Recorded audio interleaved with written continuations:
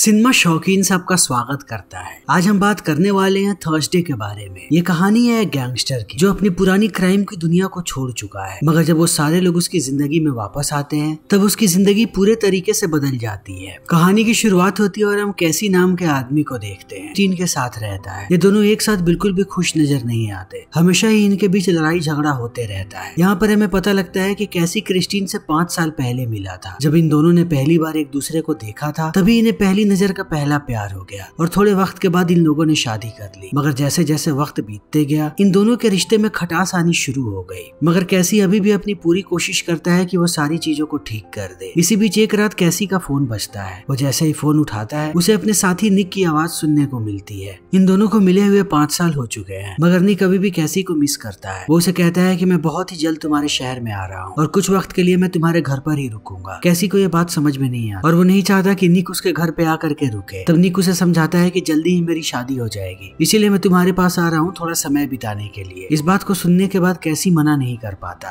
सुबह सुबह वो क्रिस्टीन को बताता है कि मेरा बेस्ट फ्रेंड निक यहाँ पे आ रहा है, वो कुछ दिनों तक हमारे साथ ही रुकेगा। क्रिस्टीन कहती है कि तुम्हारा बेस्ट फ्रेंड, अगर वो तुम्हारा बेस्ट फ्रेंड है तब मुझे उसका नाम तक पता क्यों नहीं है, तुमने कभी उसका जिक्र क्यों नहीं किया मुझसे। यहाँ पर हमें पता लगता है कि कैसी पहले एक गैंगस्टर हुआ करता था और निक भी। ये दोनों ड्रग डीलर थे और बहुत ही खतरनाक। मगर एक वक्त के बाद कैसी ने अपनी पुरानी जिंदगी को छोड़ दिया 5 साल पहले और तब से वो आकर के क्रिस्टीन के साथ रहने लगा और उसने कभी भी क्रिस्टीन से इस बारे में जिक्र नहीं किया। लेकिन वो बात क्रिस्टीन को बता नहीं सकता, इसीलिए वो बात को घुमा देता है। तभी क्रिस्टीन उठती है और कहती है कि आज रात मैं लेट आऊंगी, ऑफिस में मेरी एक मीटिंग है, मगर तुम इस बात का ध्यान रखना कि आज डॉक्टर जार्विस आने वाले हैं तुम्हारा इंटरव्यू लेने के लिए। इन बातों को सुनने के बाद हमें पता लगता है कि ये दोनों प्लान कर रहे हैं एक बच्चा अडॉप्ट करने के लिए। इसीलिए आज एक डॉक्टर आएगा पहले इनका इंटरव्यू लेने, ताकि उसे पता लग सके कि ये लोग पेरेंटिंग के लिए तैयार हैं या नहीं। इसीलिए इंटरव्यू बहुत ही ज्यादा जरूरी है कैसी के लिए और उसकी पत्नी के लिए। जैसे ही क्रिस्टीन यहाँ से जाती है थोड़ी देर के बाद यहाँ पर निक आ जाता है। ये दोनों एक दूसरे को देखने के बाद बहुत ही ज्यादा खुश है और एक दूसरे की जिंदगी के बारे में जानना चाहते हैं। निक अभी भी वही काम कर रहा है जो 5 साल पहले किया करता था, मगर कैसी पूरी तरीके से बदल चुका है। निक अंदर आने के बाद पूछता है कि अब तुम यहाँ पर क्या कर रहे हो। कैसी बताता है कि वो एक आर्किटेक्ट बन चुका है और उसका काम बहुत ही अच्छा चल रहा है। ये दोनों घंटों ऐसे ही बात करते रहते हैं। तब निक कहता है कि तुम बहुत ही ज्यादा बदल चुके हो, तुम्हारे अंदर पहले बहुत ही अलग तरीके की एनर्जी हुआ करती थी। तुम पास होते थे तो बहुत ही ज्यादा मजा आता था, लेकिन अब ऐसा लग रहा है कि तुम बोरिंग बन चुके हो। कि मुझे भी यही लगता है। जब मैं पहले गलत काम करता था तब मेरे अंदर बहुत ही ज्यादा ऊर्जा थी, मगर जब से मैंने आर्किटेक्ट का काम शुरू किया है ये काम मेरी सारी एनर्जी को ड्रेन कर देता है। अब अपने बारे में बताने के बाद कैसी निक से पूछता है कि तुम किस लड़की से शादी कर रहे हो, उसके बारे में कुछ मुझे भी बताओ। निक कहता है कि वो लड़की बस एवी ही है, कुछ खास नहीं है। ये बात कैसी के समझ में नहीं आती कि आखिर निक ऐसा क्यों बोल रहा है और जो लड़की उसे एवी ही लग रही है उससे वो शादी क्यों कर रहा है। मगर निक इन बातों का जवाब नहीं देता और बातों को घुमा देता है। थोड़ी देर के बाद वो कहता है कि मुझे एक काम के लिए बाहर जाना है, मेरी गाड़ी पंचर हो चुकी है, क्या मैं तुम्हारी गाड़ी लेकर के जा सकता हूँ। कैसी भी मान जाता है। वो निक को चाबी देता है तब निक चला जाता है। कैसी लग जाता है अपने काम पे। कुछ देर काम करने के बाद उसे आलस आने लगता है। तब वो निश्चय करता है कि वो थोड़ी देर सोएगा। जैसे ही वो बेडरूम में सोने के लिए आता है वो देखता है कि निक अपने 2 ब्रीफकेस को अंदर ही छोड़ करके गया है। अब कैसी को सारी पुरानी बातें याद आने लगती है कि आखिर निक क्या काम करता है और उसके ब्रीफकेस में क्या हो सकता है। तब वो सोचता है कि वो ब्रीफकेस को खोल करके देखेगा कि अंदर क्या है, मगर अब वो पूरे तरीके से बदल चुका है। वो नहीं चाहता कि वो किसी भी ब्रीफकेस को खोले बिना उसके मालिक के अनुमति के। मगर बहुत देर सोचने के बाद अंत में वो ब्रीफकेस को खोल ही देता है। जैसे ही ब्रीफकेस खोलता है उसके होश उड़ जाते हैं क्योंकि पूरा का पूरा ब्रीफकेस कोकीन से भरा हुआ है। वो तुरंत कॉल करता है निक को और कहता है कि तुम्हारी हिम्मत कैसे हुई मेरे घर के अंदर इतना सारा कोकीन लेकर के आने के लिए। निक कहता है कि तुम फालतू में इतना ज्यादा ओवर रिएक्ट कर रहे हो, वो कुछ नहीं है, तुम्हें तो पता ही है कि मैं पहले से यही काम करता हूँ। कैसी कहता है कि मैं यहाँ पर अच्छी जिंदगी बिता रहा हूँ अपनी पत्नी के साथ, बुरे कामों को मैं बहुत पीछे छोड़ चुका हूँ, मैं नहीं चाहता कि मेरे घर पे पुलिस वाले आए, तुम वापस आओ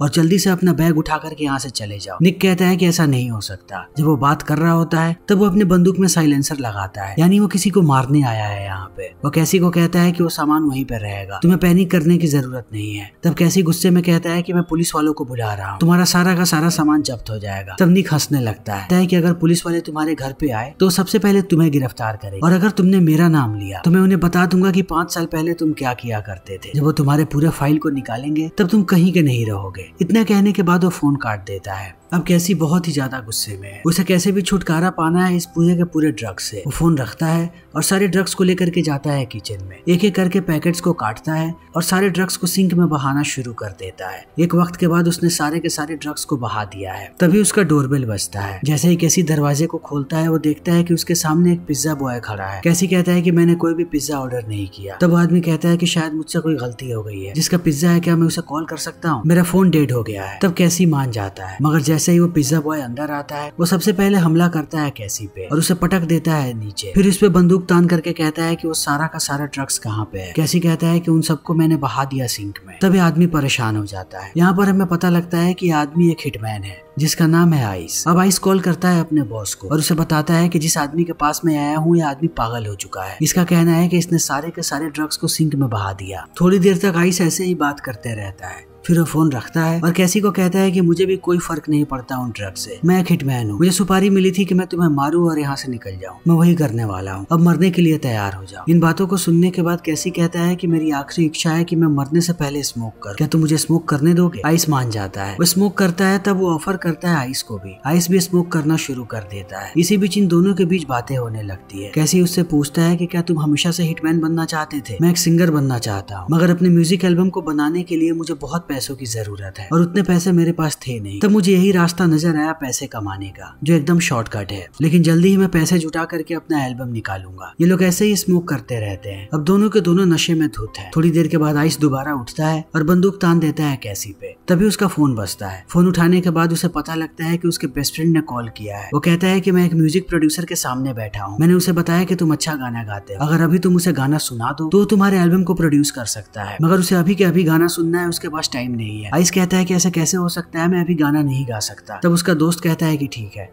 मैं यहाँ से निकल जाऊंगा, फिर ये प्रोड्यूसर हमें कभी भी नहीं मिलेगा। तब आइस मान जाता है और कैसी को कहता है कि जल्दी से कोई म्यूजिक प्ले करो, मुझे मूड में आना है और गाना भी गाना है। जैसे ही कैसी म्यूजिक को प्ले करता है आइस गाना शुरू कर देता है। वो बहुत ही ज्यादा जोश में है। वो इस चीज को भूल जाता है कि उसके सामने कैसी बैठा है और कैसी इसी चीज का इंतजार कर रहा था। मौका मिलते ही वो हमला करता है आइस पे और उसकी बंदूक छीन लेता है। फिर पीटते हुए उसे लेकर के जाता है नीचे गैराज और हाथों पैरों को बांध देता है। फिर आइस को कहता है कि तुम्हें शायद पता भी नहीं है कि मैं कौन। 5 साल पहले मैं एक बहुत ही बड़ा गैंगस्टर हुआ करता था जो किसी की नहीं सुनता था। अगर कोई मेरी तरफ नजर भी उठा के देखता था तो मैं सीधा उसके भेजे में गोली मारता था। अगर तुम मुझे 5 साल पहले मिले होते तो पता नहीं मैं तुम्हारी क्या हालत करता, लेकिन अभी मैं बदल चुका हूँ। पर मैं इस बारे में सोच रहा हूँ कि अब मैं तुम्हारा क्या करूं। अभी इनकी बातें चली रही होती है, तभी ऊपर डोरबेल बजता है। डराया हुआ है उसके इंटरव्यू के लिए, मगर उसके पूरे घर में नशे की चीजें पड़ी हुई हैं। तब सबसे पहले वो घर को साफ करता है, फिर हर जगह स्प्रे छिड़क देता है ताकि डॉक्टर को कोई भी बदबू ना आए। फिर वो लाता है डॉक्टर को अंदर आते ही डॉक्टर उससे बातचीत करना शुरू कर देता है, मगर डॉक्टर के सवालों को सुनने के बाद अब कहीं ना कहीं कैसी डिस्ट्रैक्ट हो रहा है क्योंकि वो नशे में है। वो ठीक से सवालों का जवाब नहीं दे पाता। तभी गैराज से आवाजें आनी शुरू हो जाती है। कैसी समझ जाता है कि ये सारी आवाजें आइस निकाल रहा है, मगर डॉक्टर को ये बात पता नहीं है। तब वो डॉक्टर को कहता है कि मैं तुरंत आया अभी। तभी वो नीचे जाता है तो देखता है कि आइस दरवाजा पीट रहा है मदद के लिए। तब वो आइस को उल्टा लटका देता है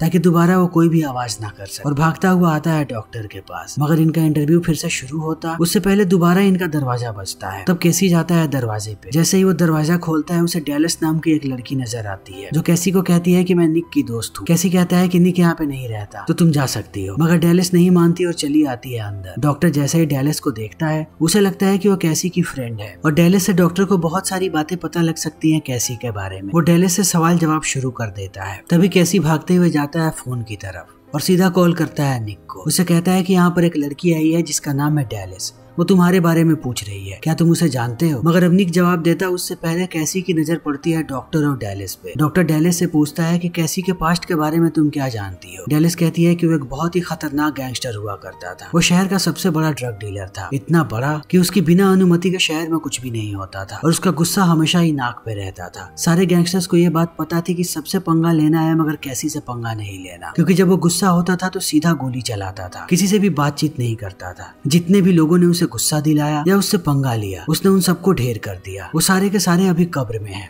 इन बातों को सुनने के बाद अब डॉक्टर की भी हालत खराब हो जाती है। वो यहाँ से जाने लगता है। तब कैसी भागते हुए आता है डॉक्टर को रोकने के लिए। डॉक्टर को समझाता है कि ये लड़की जो कुछ भी बोल रही है वो सब कुछ बस एक पास्ट है। मैं उन सबसे बहुत ही आगे आ चुका हूँ। अब मैं अपनी पत्नी के साथ रहता हूँ और हमारा रिश्ता खराब होते जा रहा है। सिर्फ एक बच्चा ही हमारे रिश्ते को बचा सकता है। अगर आप यहाँ से चले गए तब कभी भी हमारा रिश्ता नहीं बच पाएगा। मगर डॉक्टर इन बातों को नहीं सुनता। वो कभी भी नहीं चाहेगा कि वह एक ऐसे आदमी को बच्चा अडॉप्ट करने दे जो कभी एक गैंगस्टर हुआ करता था। कैसी के लाख रोकने के बाद भी डॉक्टर चला जाता है। डॉक्टर के जाते ही अब डेलिस बंदूक तान देती है कैसी पे और इसी तरीके से उसे ला करके बांधती है एक कुर्सी पे। फिर उससे एक ही सवाल पूछती है कि मुझे बताओ वो $2 मिलियन कहाँ पे हैं जो निक तुम्हारे पास लेकर के आया था। कैसी कहता है कि मुझे पैसों के बारे में कुछ भी नहीं पता। वो मेरे घर सिर्फ ड्रग्स लेकर के आया था और मैंने सारे के सारे ड्रग्स को सिंक में बहा दिया। मैं नहीं जानता कि तुम किन पैसों के बारे में बात कर रही हो। इन बातों को सुनने के बाद डेलिस हंसती है और कहती है कि तुम इतने ज्यादा कैसे बदल गए। तुम्हें आकर के कोई भी मार रहा है, कोई भी तुम्हें बांध दे रहा है और तुम कुछ भी नहीं कर रहे। आखिर ऐसा क्या हो गया कि तुमने उस दुनिया को छोड़ दिया। तब कैसी अपनी कहानी बताता है और कहता है कि मैंने एक डील के दौरान गोली चलाई और गलती से वो गोली जाकर के लगी एक प्रेग्नेंट औरत को और वहीं पर उसकी मौत हो गई। उस दिन मुझे समझ में आया कि मैं गलत काम कर रहा हूँ और मैंने एक मासूम औरत को मारा है और उसके बच्चे को भी जो अभी तक पैदा नहीं हुआ। तब मैं वहाँ से भागा और मैंने आकर के पढ़ाई करनी शुरू कर दी आर्किटेक्चर की और फिर मुझे नौकरी मिल गई। तब मैंने अपना घर बसाया। अब मुझे खुशी है कि मैं ऐसी जिंदगी बिता रहा हूँ जहाँ मुझसे किसी को कोई दिक्कत नहीं है और न ही मुझे किसी को मारना पड़ेगा। इन बातों को सुनने के बाद डेलिस हंसने लगती है और कैसी को कहती है कि तुम और तुम्हारी कहानियां, चलो मैं मान लेती हूँ कि तुम सच बोल रहे हो। मैं यहीं पर तब तक रुकूंगी जब तक निक नहीं आ जाता क्योंकि मुझे वो सारे के सारे पैसे चाहिए। वो इंतजार करने लगती है मगर थोड़ी देर के बाद यहाँ पर एक और आदमी आता है जो डेलिस को मार देता है। मगर अब कैसी को ये बात समझ में नहीं आ रही कि ये आदमी कौन है और यहाँ पर क्यों आया है। तब वो आदमी बताता है कि मेरा नाम बिली है और मैं निक का दोस्त हूँ। हाल ही में निक ने $2 मिलियन चुराए हैं, वो भी पुलिस वालों के, और वो पैसे लेकर के सीधा तुम्हारे पास आया था और ये बात हम सारे लोगों को पता लग गई। अब वो $2 मिलियन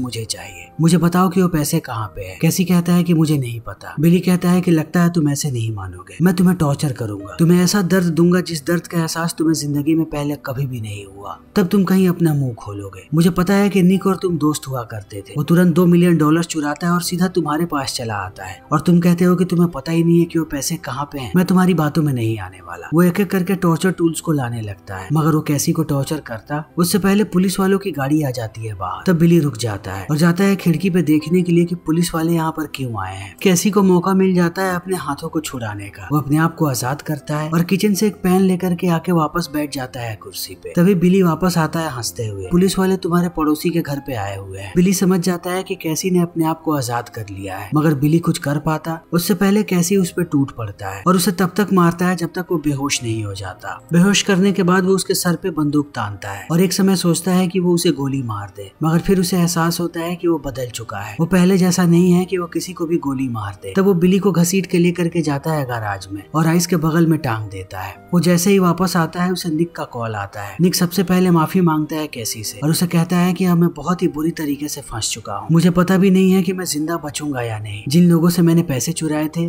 और ड्रग्स चुराया था वो मेरे पीछे लगे हुए हैं। मुझे गोलियां भी लगी हैं। मैं शहर छोड़ करके हमेशा के लिए जा रहा हूँ। जिन पुलिस वालों से मैंने पैसे चुराए थे वो अब तुम्हारे पास आएंगे, इसलिए मैं चाहता हूँ कि जितनी जल्दी हो सके तुम भी शहर छोड़ करके चले जाओ और हो सके तो किसी और देश में चले जाओ, तभी जाकर के तुम जिंदा बचोगे। निक की बातों को सुनने के बाद कैसी समझ जाता है कि निक शायद अपनी आखिरी सांसें ले रहा है और जैसा वो कह रहा है अब शायद वैसा ही कैसी को करना पड़ेगा। वो फोन रखता है और सबसे पहले पूरे घर की सफाई करता है। जहाँ जहाँ भी खून के धब्बे हैं सारे खून के धब्बों को मिटाता है। फिर नहाता है और अपने कपड़े बदल लेता है मगर बाहर आते ही वो देखता है कि फिर से उसका दरवाजा बज रहा है। दरवाजा खोलते ही उसकी नजर पड़ती है एक पुलिस वाले पे जिसका नाम है कैरासो। अब कैसी को सारी बातें याद आ रही हैं कि निक ने उससे क्या कहा था। पुलिस वाला उसके घर पे आएगा पैसों को लेने के लिए। कैरासो अंदर आता है और कैसी से एक ही सवाल पूछता है कि वो पैसे कहाँ पर है। कैसी कहता है कि मैं नहीं जानता कि तुम किन पैसों के बारे में बात कर रहे हो। फिर वो पूछता है निक के बारे में। कैसी कहता है कि मुझे निक के बारे में भी नहीं पता कि अभी वो कहाँ पर है। तब कैरासो कहता है कि तुम मुझे पागल समझते हो, मैंने पूरे दिन तुम पे नजर रखी है और मुझे पता है कि कितने लोग इस घर के अंदर आए हैं और उनके साथ क्या क्या हुआ है। तो मुझे बताओ कि वो 2 लोग कहाँ पे हैं। वो दोनों हिटमैन्स थे। इन बातों को सुनने के बाद कैसी उसे नीचे लेकर के आता है गैराज। कैरासो देखता है कि दोनों उल्टे लटके हुए हैं। वो तुरंत अपनी बंदूक निकालता है और दोनों को शूट कर देता है। फिर कैसी को कहता है कि तुम्हारे पास सिर्फ 7 बजे तक का वक्त है, अगर मुझे मेरे पैसे नहीं मिले तब तुम्हारी भी यही हालत होगी। चला जाता है। अब कैसी को पता है कि उसे ही सारे लाशों को ठिकाने लगाना है। 3 लाशें पड़ी हैं, 2 हिटमैन्स की और एक डेलिस की। वो सबको काटना शुरू करता है। सारी लाशों को काटने के बाद वो उन्हें कचरे की थैली में भरता है और ला करके रख देता है बाहर। वापस आते समय उसकी नजर पड़ती है निक की गाड़ी पे। जब वो टायर्स को देखता है तब उसे याद आता है कि निक ने कहा था कि उसकी गाड़ी पंचर हो गई है, मगर उसकी गाड़ी के टायर्स अभी भी बिल्कुल ठीक है। कैसी तुरंत चाकू निकालता है और टायर्स को फाड़ना शुरू कर देता है। उसे टायर्स के अंदर से $2 मिलियन मिलते हैं और गाड़ी की डिक्की में एक तोहफे का बॉक्स भी मिलता है जिसके अंदर 2 घड़ियां हैं। ये दोनों घड़ियां निक लेकर के आया था कैसी और उसकी पत्नी क्रिस्टीन के लिए शादी के तोहफे के तौर पे। अब कैसी को सारी चीजें याद आ रही है कि निक उसका सच्चा दोस्त है। उसे पता था कि वो मुसीबत में फंसने वाला है, इसीलिए वो भाग करके आया कैसी के पास अपनी सारी चीजों को छोड़ करके जाने के लिए, ताकि उसके बाद ये पैसे उसके काम आ सके। अब कैसी अपना दिमाग लगाना शुरू करता है कि वो इन सारी चीजों को कैसे ठीक करेगा। पहले आइस का फोन लेता है और उस नंबर पे कॉल करता है जिस आदमी ने उसकी सुपारी दी थी। उसे कॉल करके कहता है कि अगर तुम्हें अपना सारा का सारा ड्रग्स वापस चाहिए तो 7 बजे मेरे घर पे आओ।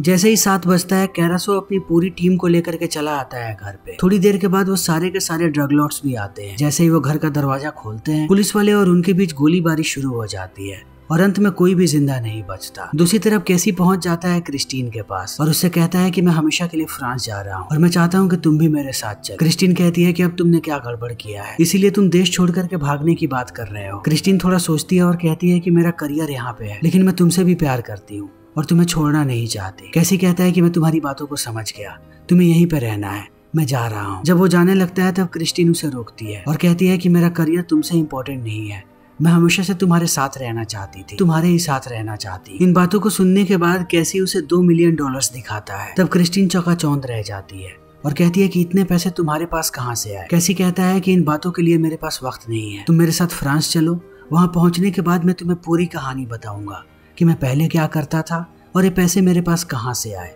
अब मैं तुमसे और झूठ नहीं बोलना चाहता। फिर क्रिस्टीन मान जाती है। ये दोनों यहाँ से निकलते हैं और इसी के साथ ये फिल्म भी यहीं पर खत्म हो जाती है। तो दोस्तों हमारी आज की ये वीडियो यहीं पर खत्म होती है। अगर आपको हमारी ये वीडियो पसंद आई हो तो इसे लाइक करें, शेयर करें और चैनल को सब्सक्राइब करें। Thank you.